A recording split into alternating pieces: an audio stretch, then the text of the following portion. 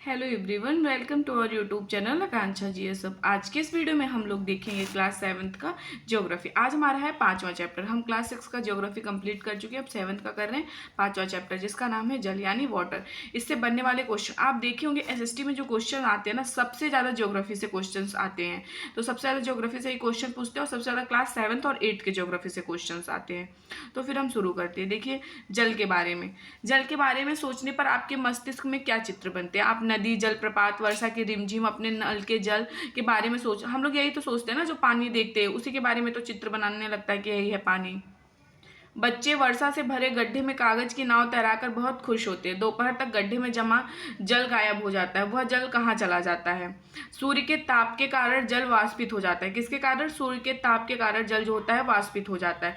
ठंडा होने पर जलवाष्प संघनित होकर बादलों का रूप ले लेता है। जब ये ठंडा हो जाता है तो ये जो जलवाष्प होता है संघनित होकर बादलों का रूप ले लेता है। यहाँ से वर्षा हिम अथवा सहिम वृष्टि के रूप में धरती या समुद्र के नीचे पर यह गिरता है। जिस प्रक्रम में जल लगातार अपने स्वरूप को बदलता रहता है और महासागरों और वायुमंडल एवं धरती के बीच चक्कर लगाता रहता है, उसको क्या बोलते हैं? जल चक्र कहते हैं। जैसे कि ये देखो, जल चक्र तरह का ये एक उदाहरण ले लीजिए। ये देखिए, वर्षण हुआ, मतलब कि संघनन होकर बादल जो हुआ है, फिर वर्षण हुआ है, नीचे गिरता है ना, तो और ये यहाँ से वाष्पीकरण होकर ऊपर जा रहा है, फिर संघनन होता है, फिर वर्षण होता है। तो ये मतलब एक चक्र है, मतलब कि साइकिल के पहिए के जैसे घूम रहा है, तो चक्र ही हुआ। हमारी पृथ्वी थलशाला के समान है। हमारी पृथ्वी जो है किसके समान है? थलशाला के समान है। जो जल शताब्दियों पूर्व उपस्थित था, मतलब जो जल शताब्दियों पूर्व उपस्थित है वही आज भी है, मतलब वही आज भी है। यहाँ पे जिस जल का प्रयोग आज हम हरियाणा के खेत में सिंचाई के लिए कर रहे हैं, हो सकता है वह सैकड़ों वर्ष पहले अमेजन नदी में बहता हो। मतलब पानी जो है चक्र ही तो है, इधर से उधर बहता रहता है। अलवर जल, देखो यहाँ से क्वेश्चन आता है। अलवर जल के मुख्य स्रोत नदी हो गए, ताल हो गए, सोते एवं हिमनद है। महासागर एवं समुद्रों का जल लवड़ी होता है। देखो याद रखिएगा, महासागर और समुद्रों का जल क्या होता है? ये लवड़ी होता है। अलवड़ी कौन सा जल होता है? जैसे नदी हो गया, ताल हो गया, सोते, हिमनद, ये हो गया। इस जो अलवड़ी जल होता है ना, वो पीने के लायक होता है, लेकिन लवड़ी जल नहीं, क्योंकि उसमें बहुत ज़्यादा नमक होता है। देखिए, लवड़ी जल के उदाहरण जैसे इसमें अधिक अधिक क्या होता है? नमक, सोडियम क्लोराइड या खाने में उपयोग किया जाने वाला नमक होता है बहुत ज़्यादा। जल का वितरण हम देखते हैं। देखो, हम सभी जानते हैं कि पृथ्वी का सतह 3/4 भाग जल से ढका है, इसलिए तो हम पृथ्वी को नीला ग्रह कहते हैं। और ये एक लाइन याद रखिएगा, 3/4, पहले ऐसे याद रखिएगा, 3/4 इस तरह याद रखेंगे तो भूलेंगे नहीं। 3/4 जो है पृथ्वी की सतह जो है पानी से ढका हुआ है। हर बार क्वेश्चन पूछता है, यदि धरती पर जल की अपेक्षा जल अधिक है तो अनेक देशों में जल की कमी का सामना क्यों करना पड़ रहा है? ये सोचने की बात है ना कितना, लेकिन वही बात है ना कि कुछ जल जो है पीने लायक है और जो है वो पीने लायक नहीं है, जो बहुत सारे जल हैं। देखो, क्या पृथ्वी पर मौजूद संपूर्ण जल हमारे लिए उपलब्ध है? इसमें देखो देखते हैं। महासागर में सबसे ज्यादा जल पाए जाते हैं, 97.3%। बर्फ छत्रक जो पाए जाते हैं ये 0.2 पाए जाते हैं। मतलब देख लीजिए, अब इनके वायुमंडल, नदियां में कैसे कैसे जल पाए जाते हैं, तब जाके 100% हो रहा है। देखो, इजराइल के बारे में देख लीजिए। इजराइल के मृत सागर में 340 ग्राम प्रति लीटर लवणता होती है। तैराक इसमें प्लॉप कर सकते हैं क्योंकि नमक की अधिकता इसे संघनन बना देती है, मतलब इसमें डूबते नहीं है। जो इजराइल का ये मृत सागर है। देखो, ये दो बच्चों के लिए है, उनको बनाने के लिए प्रोजेक्ट वगैरह इस तरह का दिया हुआ है। जीवन के लिए जल अत्यधिक आवश्यक है। देखो, जल ही तो जीवन है, तो जीवन के लिए जल तो आवश्यक है। प्यासे होने पर केवल जल ही हमारी प्यास बुझा सकता है। ऐसे में आपको क्या ऐसा नहीं लगता कि लापरवाही से जल का उपयोग करने पर बहुमूल्य संसाधन को बर्बाद कर रहे हैं हम लोग? मतलब मिसयूज कर रहे हैं बहुत ज़्यादा पानी का, जिससे ये बर्बाद हो रहा है। अब देखिए, महासागरीय से क्वेश्चन जो आते हैं। समुद्री तट पर नंगे पैर चलने से कुछ जादुई सी अनुभूति होती है। पुलिन पर नम बालू, मतलब अच्छा लगता है, ऐसे चिपचिप चिपचिप टाइप का लगता है चलने पर। नम बालू, ठंडी पवन, समुद्री पक्षी, वायु में लवड़ी गंध एवं लहरों का संगीत, सब कुछ सम्मोहित करने वाला प्रतीत होता है। ताल एवं झील के शांत जल के विपरीत महासागरीय जल हमेशा गतिमान रहता है। देखो, ताल और झील के शांत जल के विपरीत महासागरीय जल जो होता है हमेशा गतिमान रहता है, यह कभी शांत नहीं रहता। ये क्या होता है? कभी मतलब कि शांत नहीं रहता, हमेशा इस तरह मोशन करता रहता है। महासागर की गतियों को इस प्रकार वर्गीकृत कर सकते हैं। देखो, महासागर की गतियों को हम किस प्रकार वर्गीकृत कर सकते हैं? जैसे तरंगे हो गई, ज्वार भाटाएं एवं धाराएं हो गई। ये इसको याद रखिएगा, ये भी याद रखिएगा, क्वेश्चन पूछ लेता है हर बार कि विश्व जल दिवस कब मनाते? तो हर साल विश्व जल दिवस 22 मार्च को मनाया जाता है। 22 मार्च को हर साल विश्व जल दिवस मनाया जाता है। तरंगे देख लेते हैं। क्या होती हैं। समुद्र तट पर गेंद से खेलते समय जब गेंद जल में गिर जाती है तो क्या होता है। यह दृश्य बहुत ही मनोरंजक होता है कि कैसे तरंगों के साथ गेंद गेंद जो होता है गेंद तट पर वापस लौट आती है। देखिए जैसे मान लीजिए ये गेंद हो गया और ये तरंगे हो गई, ये उठ रही हैं तो वापस गेंद इधर फेंक देगा ना, तो इस तरह की बात हो रही है। जब महासागरीय सतह पर जल लगातार उठता और गिरता रहता है तो इन्हें तरंग कहते हैं। जैसे मान लीजिए ये उठ रहा है, फिर यहाँ से उठा, फिर ये गिरा, फिर उठा, ये गिरा, तो इसको क्या बोलते हैं, इसको बोलते हैं तरंग कहते हैं। अब हम देखते हैं और इसके बारे में। जब समुद्री सतह पर पवन बहती हैं तब तरंगे उत्पन्न होती, जितनी ही तेज पवन बहती है तरंगे भी उतनी बड़ी हो जाती हैं। तूफान में तेज वायु चलने पर विशाल तरंगे उत्पन्न होती है। मतलब कि जब तूफान होता है तो हवा तो चलती है, तो उस टाइम पे क्या होता है, बहुत बड़े बड़े तरंगे मतलब बहुत भयंकर उत्पन्न होती हैं। इनके कारण अत्यधिक विनाश हो सकता है, इनके कारण अत्यधिक, इसीलिए तो हम कई बार भूकंप वगैरह आया है, जैसे तूफान आता है, चक्रवात, तो बहुत ज़्यादा खराब हो जाता है, नुकसान। भूकंप, ज्वालामुखी उद्गार या जल के नीचे भूस्खलन के कारण महासागरीय जल अत्यधिक विस्थापित होता है। इसके परिणाम स्वरूप 15 मीटर तक की ऊंचाई वाली विशाल ज्वारीय तरंगे उठ सकते हैं, जिसे क्या बोलते हैं, सुनामी। सुनामी कैसे बन होता है, 15 मीटर तक ऊंचाई वाली विशाल ज्वारीय तरंगे उठती हैं, तब इसको सुनामी कहा जाता है। अब तक का सबसे विशाल सुनामी 150 मीटर मापा गया था। ये तरंगे 700 किलोमीटर प्रति घंटे से अधिक की गति से चलती हैं। 2004 के सुनामी से भारत के तटीय क्षेत्र में अत्यधिक विनाश हुआ था, जैसे कि यहाँ पे गुजरात वगैरह पे। सुनामी के बाद अंडमान और निकोबार द्वीप समूह में इंदिरा पॉइंट जो था वो डूब गया था पूरी तरह से। अब ये भी क्वेश्चन पूछ लेता है सुनामी। सुनामी जो है ना, ये एक जापानी मतलब कि शब्द है जिसका अर्थ होता है पोताश्रय तरंग, क्योंकि सुनामी आने पर पोताश्रय जो होते हैं वो क्या होते हैं, पूरी तरह से नष्ट हो जाते हैं। इसको देखते हैं।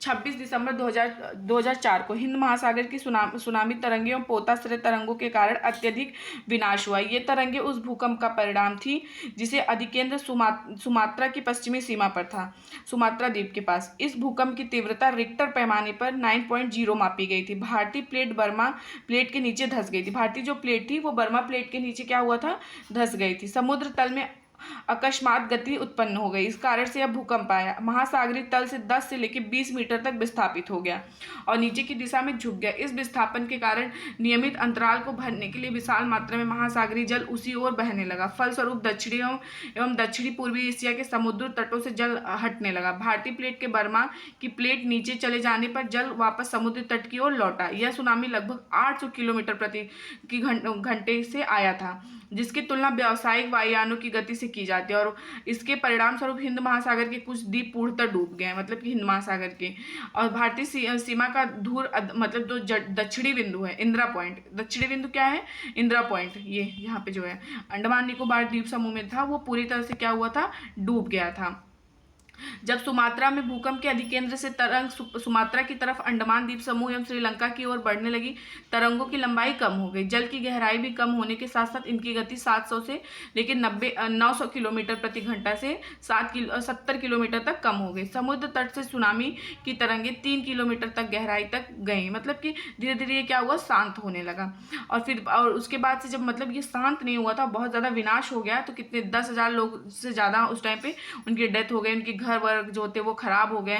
भारत में आंध्र प्रदेश के तटीय प्रदेश जैसे तमिलनाडु, केरल, पुडुचेरी, अंडमान निकोबार द्वीप समूह सर्वाधिक क्या हुए थे, प्रभावित हुए थे। बहुत ज्यादा मतलब दिक्कत हो चुकी थी जो तटीय क्षेत्र थे।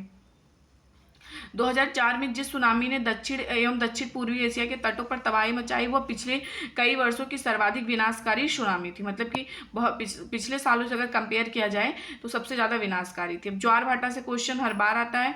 दिन में 2 बार नियम से महासागरीय जल का उठना गिरना ज्वार भाटा कहलाता है। याद रखिएगा, दिन में 2 बार नियम से महासागरीय जल का उठना एवं गिरना क्या कहलाता है, ज्वार भाटा कहलाता है। जब सर्वाधिक ऊंचाई तक उठकर जल तट के बड़े हिस्सों को डुबो देता है तो उसे ज्वार कहते हैं।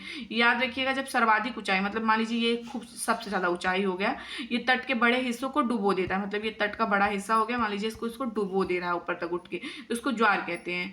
जब जल अपने मतलब कि निम्नतम स्तर तक आ जाता है, तट से पीछे चला जाता है, तो उसे भाटा कहते हैं। अब यही जल जो है, यही जल की भाग देखिए, ये अपने नीचे से स्तर पे आ जाता है तो उसको क्या बोलते हैं, भाटा कहते हैं। तो ज्वार भाटा का ये याद रखिएगा।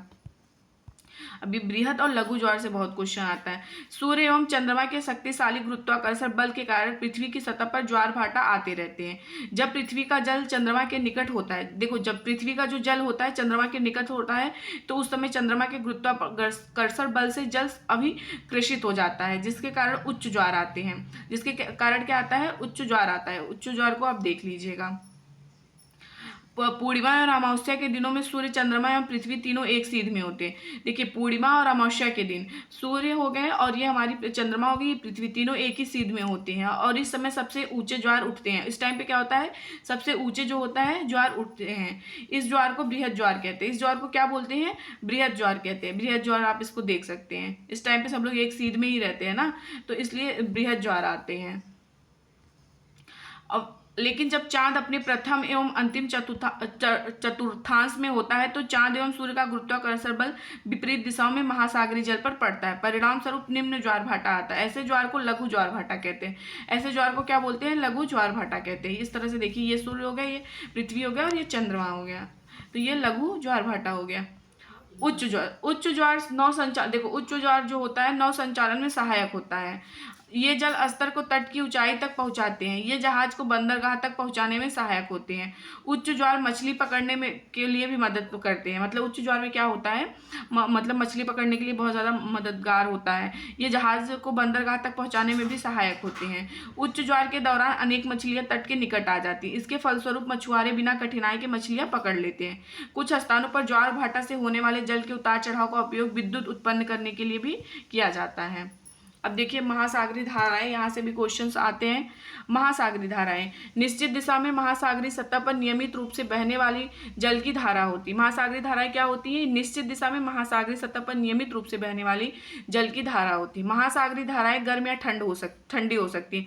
इसलिए आपसे क्वेश्चन पूछता है गर्म और ठंडी हवाओं में, और इसमें हम कंफ्यूज हो जाते हैं।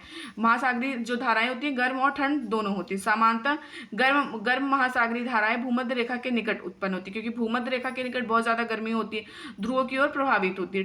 ठंडी धारा जो होती है ध्रुव या उच्च अक्षांशों से उष्णकटिबंधीय या निम्न अक्षांशों की ओर प्रभावित होती है। अब आपसे देखो दो धारा का नाम पूछता है, एक लेब्राडोर, एक गल्फ स्ट्रीम। लेब्राडोर महासागरीय धाराएं शीत जल धाराएं होती है। सबसे पहले याद रखिएगा, लेब्राडोर कैसी धाराएं? ये शीत जल धाराएं, ठंडी होती है। लेब्राडोर जो होता है शीत जल धारा है, जबकि गल्फ स्ट्रीम गर्म है। देखो या ऐसे कंफ्यूजन है, गल्फ स्ट्रीम और गर्म, ग से स्टार्ट हो रहा है ना, तो आप समझ जाइएगा कि ये गर्म हवा है। और जबकि लेब्राडोर जो है ये कैसी है? ये ठंडा है। महासागरीय धाराएं किस क्षेत्र के तापमान को प्रभावित करती हैं? गर्म धाराओं से स्थलीय सतह का तापमान गर्म हो जाता है। जिस स्थान पर गर्म एवं शीत जल धाराएं मिलती है वह स्थान विश्व भर में सर्वोत्तम मत्स्य क्षेत्र माना जाता है। जापान के आसपास उत्तर अमेरिका के पूर्वी तट इसके कुछ उदाहरण हैं। तो हमारे ये जो चैप्टर है ना, देखिए ये खत्म हो गया है। ये उसके बाद से अगर आपको एसएसटी का नोट्स लेना है तो आप मुझे कमेंट बॉक्स में जो नंबर है आप उस पर मैसेज करके बता सकते हैं। और आपको साथ में पेडागोजी का भी है, आपको व्हाट्सएप पे मैसेज करना, मैं आपको बता दूंगी। नोट्स की प्राइस सिर्फ 21 रुपीज़ है। और वीडियो को लाइक तो करिएगा, आप लोग लाइक भी नहीं करते, शेयर भी नहीं करते और बताते भी नहीं, मतलब कमेंट में करके कि वीडियो कैसा है। तो वीडियो को बताइएगा कैसा है।